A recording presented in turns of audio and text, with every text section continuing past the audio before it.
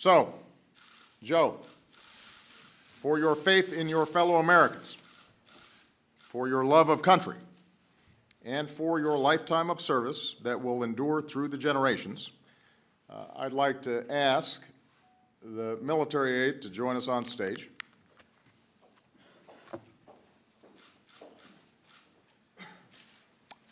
For the final time as President, I am pleased to award our nation's highest civilian honor, the Presidential Medal of Freedom.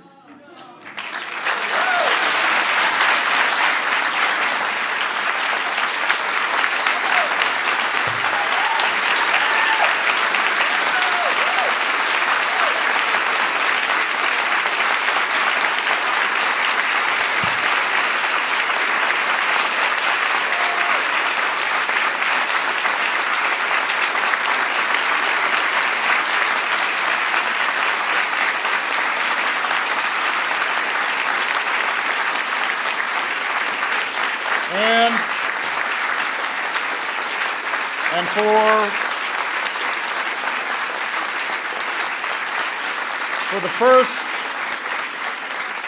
for the first and only time in my presidency, I will bestow this medal with an additional level of veneration, an honor my three most recent successors reserved for only three others: Pope John Paul II, President Ronald Reagan, and General Colin Powell. Ladies and gentlemen, I am proud to award the Presidential Medal of Freedom with distinction to my brother, Joseph Robinette Biden, Jr. Will the aide please read the citation? Vice President Joseph R. Biden, Jr. In a career of public service spanning nearly half a century, Vice President Joseph R. Biden, Jr. has left his mark on almost every part of our nation, fighting for a stronger middle class, a fairer judicial system, and a smarter foreign policy, providing unyielding support for our troops, combating crime and violence against women, leading our quest to cure cancer, and safeguarding the landmark American Recovery and Reinvestment Act from corruption. With his charm, candor, unabashed optimism, and deep and abiding patriotism, Joe Biden has garnered the respect and esteem of colleagues of both parties, and the friendship of people across the nation and around the world, while summoning the strength, faith, and grace to overcome great personal tragedy. This son of Scranton, Claymont, and Wilmington has become one of the most consequential vice presidents in American history, an accolade that nonetheless rests firmly behind his legacy as husband, father, and grandfather. A grateful nation thanks Vice President Joseph R. Biden, Jr. for his lifetime of service on behalf of the United States of America.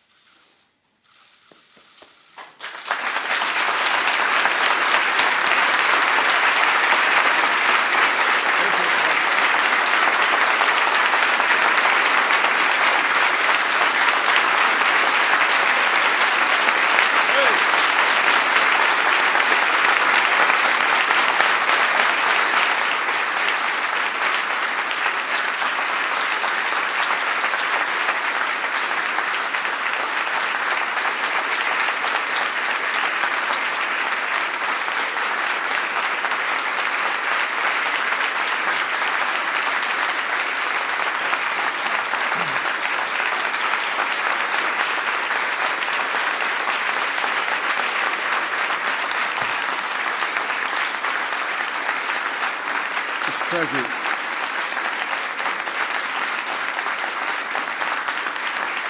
Please, thank you. Thank you.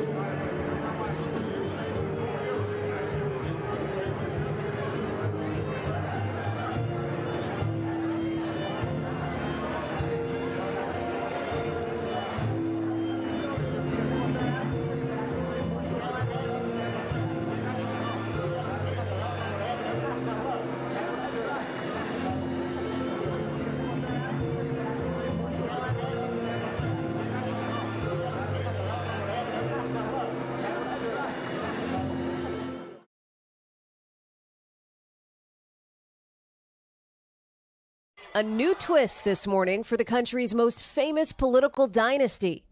I'm here to declare myself an independent candidate. Robert F. Kennedy Jr., who entered the presidential race in April with a long-shot bid as a Democratic candidate, now embracing the role as a potential third-party spoiler. The Democrats are frightened that I'm going to spoil the election for President Biden. Republicans are frightened that I'm going to spoil it for President Trump. The truth is, they're both right. My intention is to spoil it for both of them. The controversial candidate facing an uphill climb, currently trailing far behind the frontrunners in both parties.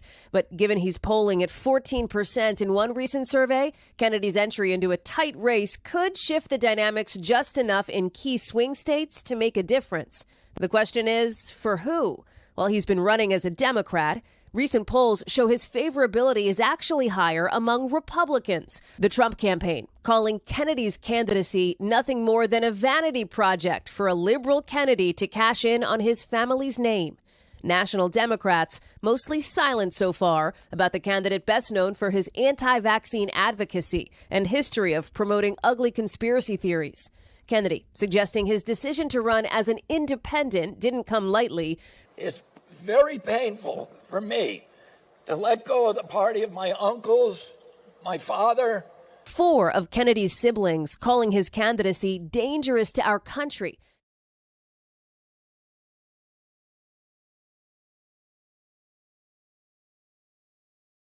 Kids are all locked down, but we have 2 kids that we don't know where they are. Okay. Okay? Yes, ma'am. Let's go!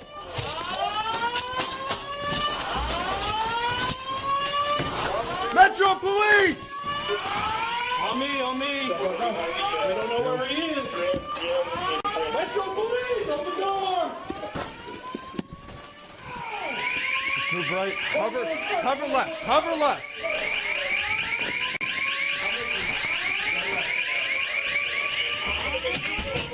Go.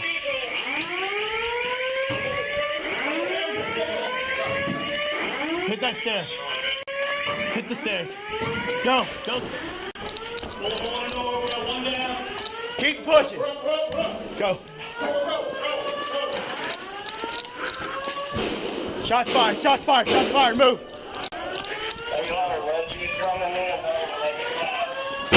Right. Right. Right.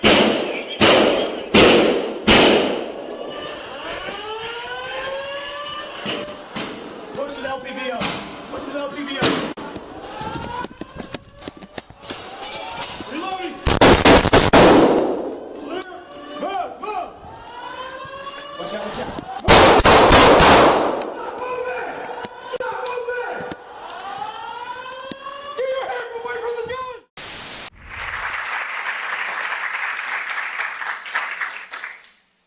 My name is Joe Biden. I'm Dr. Joe Biden's husband. And I ate Jenny's ice cream, chocolate chip. I came down because I heard there was chocolate chip ice cream. By the way, I have a whole refrigerator full upstairs. You think I'm kidding? I'm not. God. Ben, how are you, pal? One of the best guys in the United States Congress, Ben Cardin.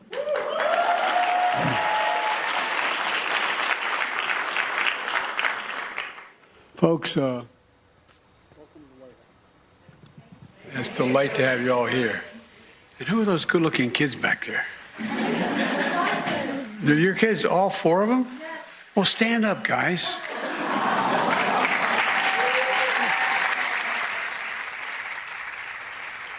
John, we'll jump back in here.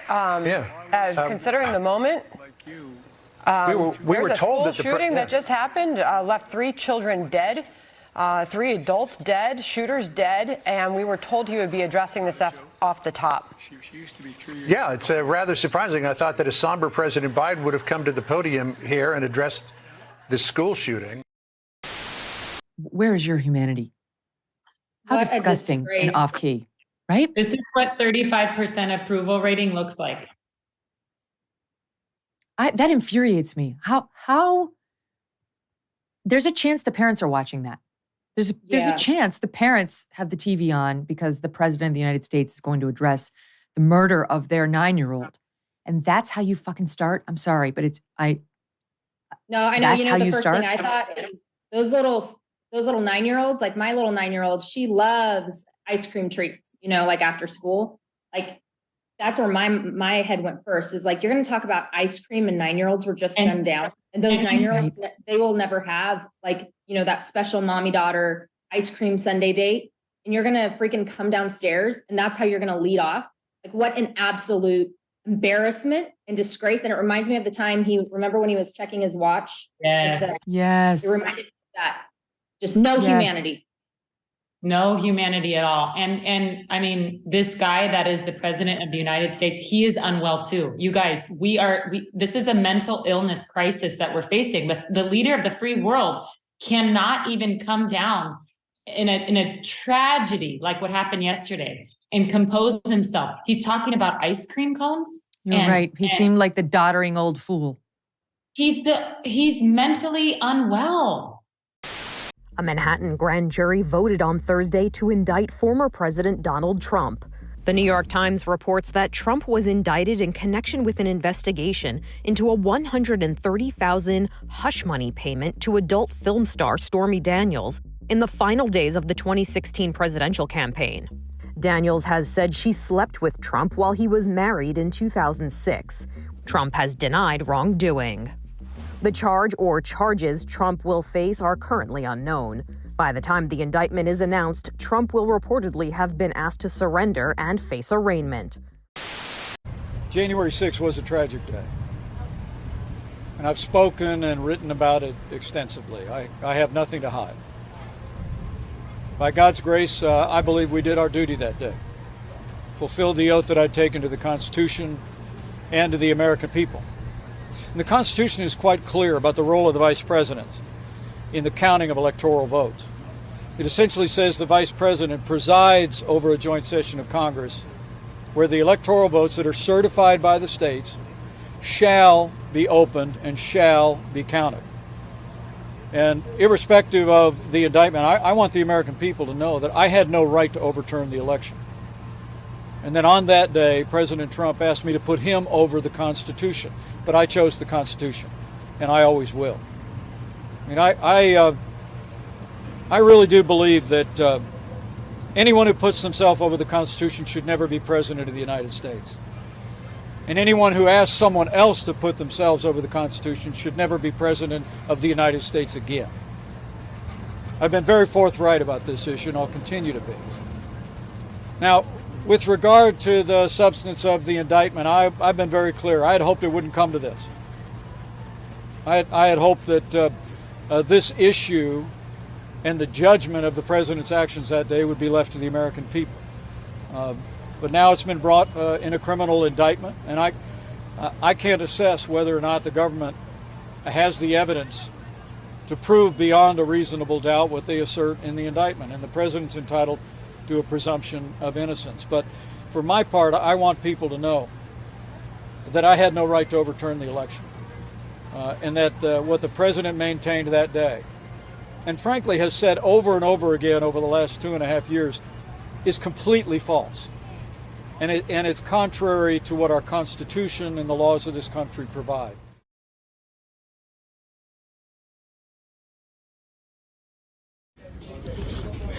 Okay. Let's go.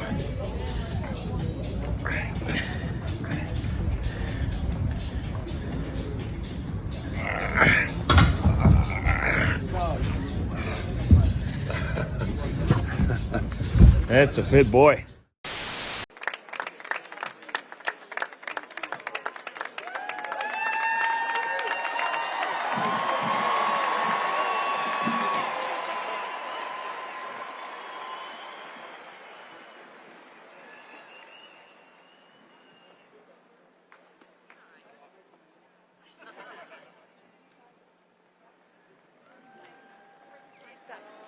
Wing, 10 shot. Mr. President, thank you for joining us today. Has Vladimir Putin been weakened by recent events? It's hard to tell, but he's clearly losing the war in Iraq. He's losing the war at home. And he has become a bit of a pariah around the world. it's not just NATO. It's not just the European Union. It's Japan. It's 40 nations. I think it's very important, as you have heard from so many incredible leaders, for us at every moment in time, and certainly this one, to see the moment in time in which we exist and are present, and to be able to contextualize it, to understand where we exist in the history and in the moment as it relates not only to the past but the future. All right. God save the Queen, man.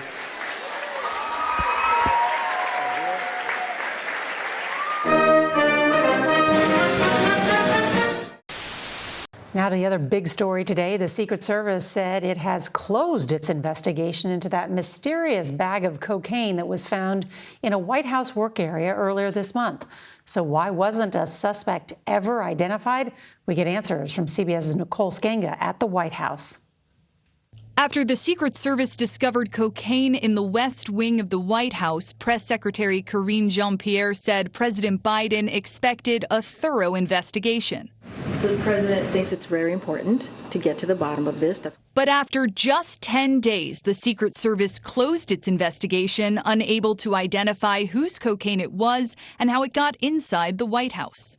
The small baggie containing roughly 0.2 grams of the drug was found July 2nd, just inside the guest entryway to the West Wing in a cubby used by visitors to store cell phones, steps away from the Situation Room. FBI analysts examining the bag looked for traces of DNA and fingerprints, but found no definitive results.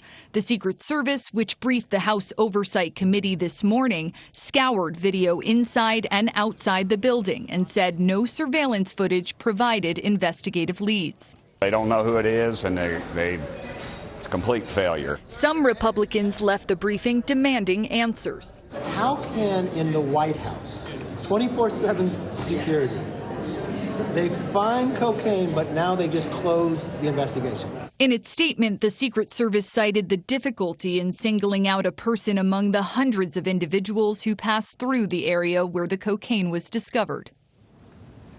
The Secret Service has a canine unit that screens for explosive devices and biohazards, but not illegal drugs. And for some lawmakers, this incident now raises questions about security protocols at the White House. Nora? Nicole Sganga, thank you very much.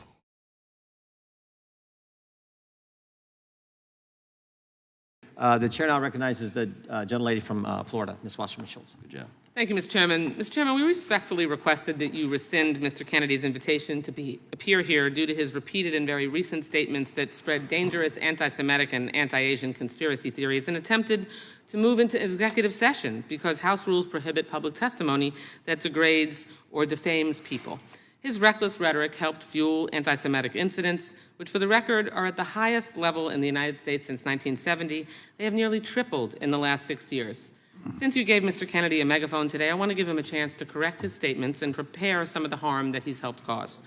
Mr. Kennedy, you're well educated, so yes or no, please. Are you aware that for centuries Jews have been scapegoated and blamed for causing illnesses like Black Plague and more recently COVID?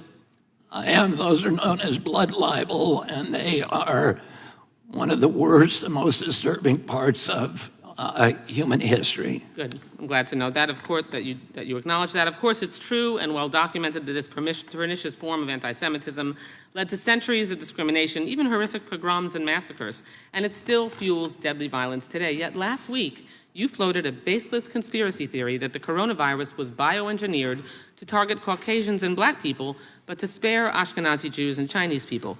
Mr. Kennedy, your bizarre, unproven claim echoes that same historic slander of labeling Jews and Chinese people as a race, and that Jews, and in this case Chinese people, somehow managed to avoid a deadly illness that targets other groups for death. You do see that, yes or no? You're misstating. No. I quoted what you said earlier, and it is directly what you said. So just ask me yes or no. I was describing an NIH-funded study. No, you didn't cite any. I was describing an NIH-funded study by Cleveland Clinic scientists. Reclaiming my time. You did not reference reclaiming my published time. in USC Mr. Medical, Chairman, which is one. Mine. The time is mine. I'm reclaiming it. Please ask the witness to stop talking. You asked me a question. Reclaiming. Allow me to answer my question. Mr. Chairman, I'd like about 10 seconds back. You are slandering me incorrectly. You're saying it's dishonest. Time belongs to the gentlelady from Florida. Defend myself. Mr. Time Chairman, belongs to the gentlelady from Florida. I'd like 15 seconds back. We will be Mr. happy to Chairman. give you that. Thank you so much. Welcome to the first debate of the 2024 presidential campaign, live at Fiserv Forum in Milwaukee. This decline is not inevitable. It's a choice. We need to send Joe Biden back to his basement and reverse American decline. Joe Biden has weakened this country at home and abroad. Now is not the time for on-the-job training. We don't need to bring in a rookie. We don't need to bring in people without experience. We need to bring Let us be honest as Republicans. I'm the only person on the stage who isn't bought and paid for, so I can say this. The climate change agenda is a hoax. The climate change agenda is a hoax. And we have to declare independence for it. I've had enough already tonight of a guy who sounds like ChatGPT standing up here. And the last person in one of these debates, Brett, who stood in the middle of the stage and said, "What's a skinny guy with an odd last name doing up here?" was Barack Obama, and I'm afraid we're dealing with the same type of amateur standing on stage tonight. I am unapologetically pro-life, not because the Republican Party tells me to be, but because my husband was adopted and I had trouble having both of my children, so I'm surrounded by blessings. When it comes to a federal ban, let's be honest with the American people and say it will take 60 Senate votes. It will take a majority of the House. So in order to do that, let's find consensus. To be honest with you, Nikki, you're my friend, but consensus is the opposite of leadership. When the Supreme Court returned this question to the American people, they didn't just send it to the states only. It's not a states-only issue. It's a moral issue. Don't make women feel like they have to decide on this issue when you know we don't have 60 Senate votes in the House. 70% of the American people support legislation But to ban 70% abortion of the after Senate a baby is does capable not. of experiencing pain. If former President Trump is convicted in a court of law, would you still support him as your party's choice? Please raise your hand if you would. Whether or not you believe that the criminal charges are right or wrong, the conduct is beneath the office of President of the United States. I chose the Constitution, and I always will. I had no Vice right to President Pence. overturn the election, and Kamala Harris will have no right to overturn the election when we beat them in 2024. Thank you, Vice President Pence.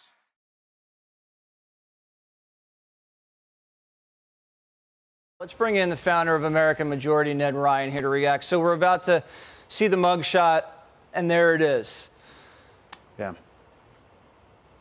Let's just take that in for a second. You do see some anger in the eyes.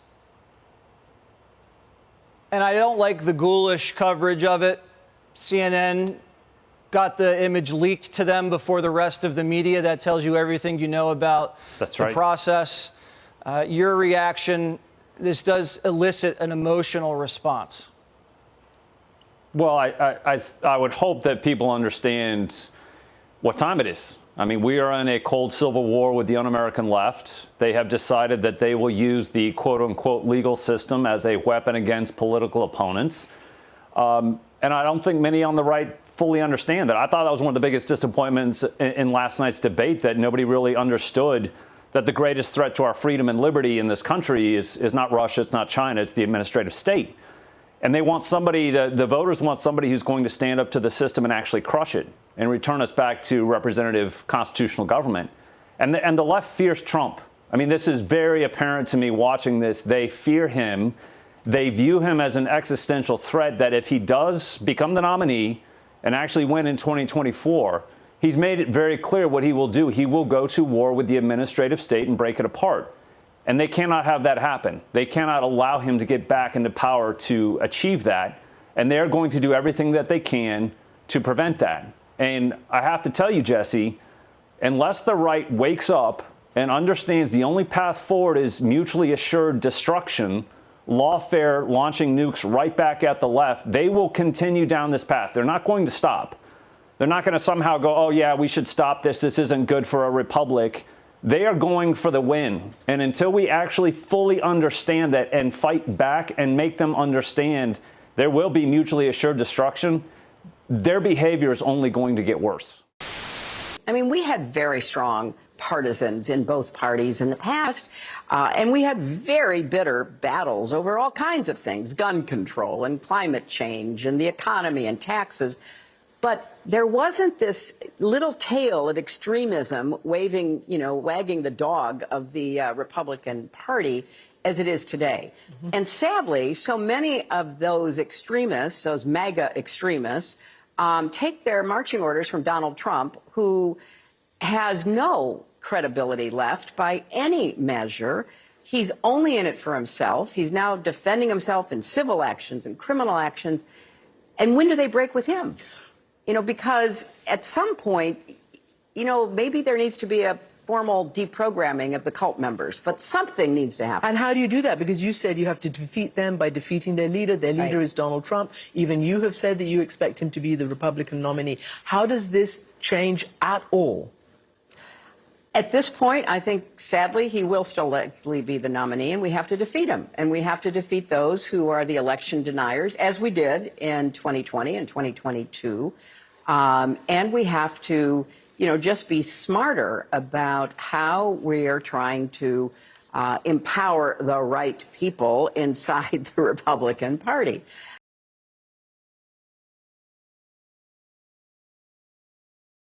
The radical left will destroy America if we don't stop them. They indoctrinate children and try to turn boys into girls. They allow illegal aliens and drugs to flood America. And if you speak out, they ban you on social media and they call you a racist. Congresswoman Val Demings, she supports all of this. She votes with Nancy Pelosi 100% of the time. I'm Marco Rubio, and I approve this message because I was raised by people who lost their country. I'm not gonna let us lose ours.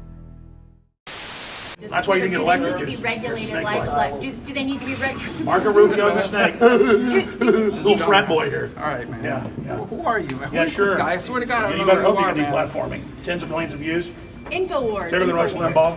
He knows who InfoWars is. Playing this joke over here. That's why the deplatforming didn't work. But here's the question. Here's a question. Hey, don't touch me again, man. I'm asking you not to touch me. Well, sure, I just patted you nicely. I know, but I don't want to be. I don't know. You want me to get arrested? I don't know who you are. It's not just going to take my First Amendment. Man. You're It's not not just enough to take my First Amendment. Myself. Oh, he'll beat me up. I didn't say I that. know I am, but he's so mad. You're not going to silence me. You're not going to silence America. But there are people.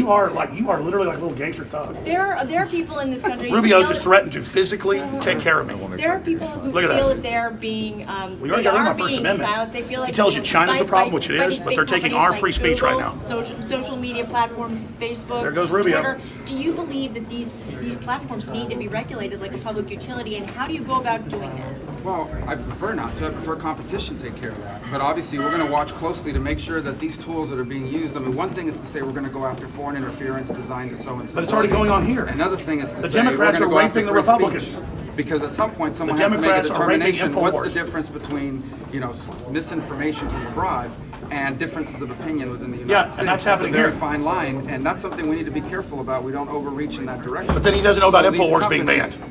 He doesn't know about the top news story in the country. About how they, not just how they apply that within the United States, InfoWars.com but they don't become better than agents ever. of authoritarian regimes abroad to crack down on free speech. Because I wonder why Rubio got so there's mad at me and threatened me there's physically. a balance between what is free speach and what people disagree on.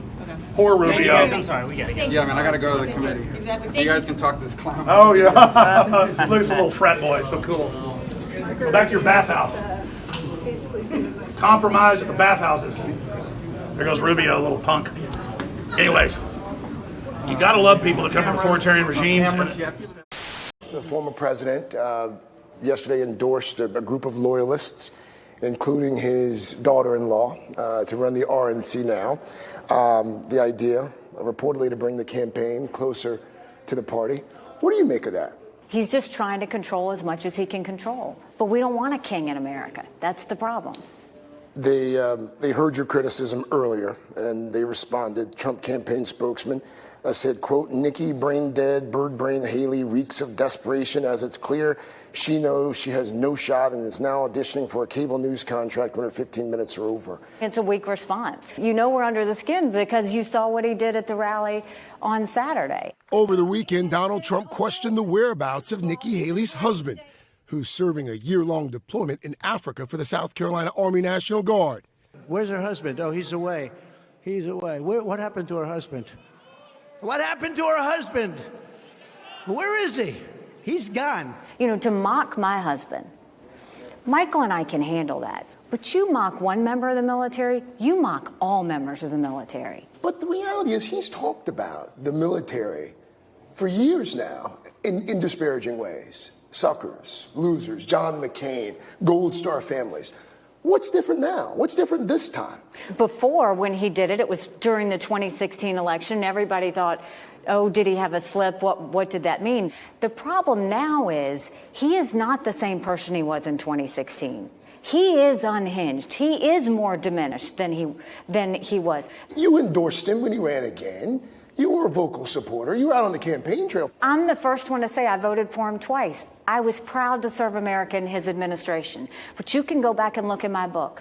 I cite multiple times, and he knows it, when I called him out for things that he was doing that were wrong. Since I got out of the administration, I have called him out multiple times, which is why he's upset because he thinks I'm disloyal.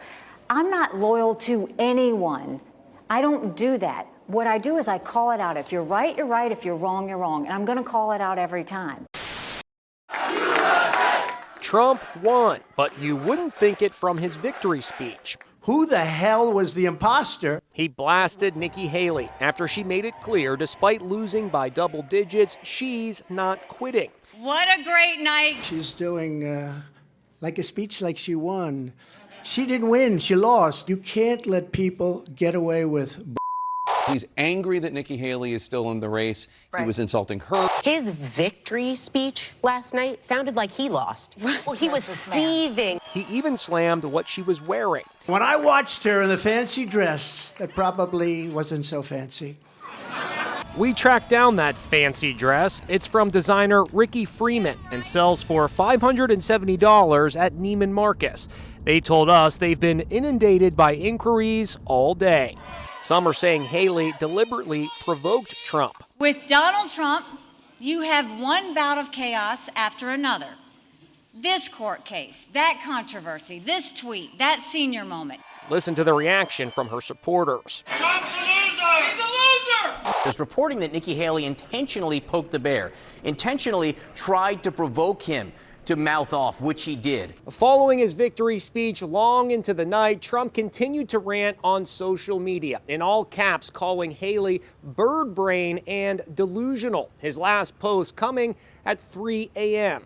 He also went after his former press secretary, Kayleigh McEnany, for offering this advice. President Trump, I would go home tonight. I'd go to my victory party. I would celebrate. Yeah. I've made history yet again. But then I'd go home and I'd look under the hood. I don't need any advice from Rhino Kayleigh McEnany, Trump wrote. Save your advice for Nikki. Trump shared the stage with two former rivals, fueling speculation about who he might pick as a running mate. Senator Tim Scott had a prime position right behind Trump. I just love you. No, that's good. Also on the short list, former Fox News host Tucker Carlson, South Dakota Governor Kristi Noem, Trump in heels Carrie Lake, and New York Congresswoman Elise Stefanik. Of course I'd be honored. But we may be waiting a while for that decision. Sounds like Nikki Haley is not even close to conceding. Next time on The Biden Family, Ashley loses her diary, Hunter loses his cocaine, and Joe loses his mind.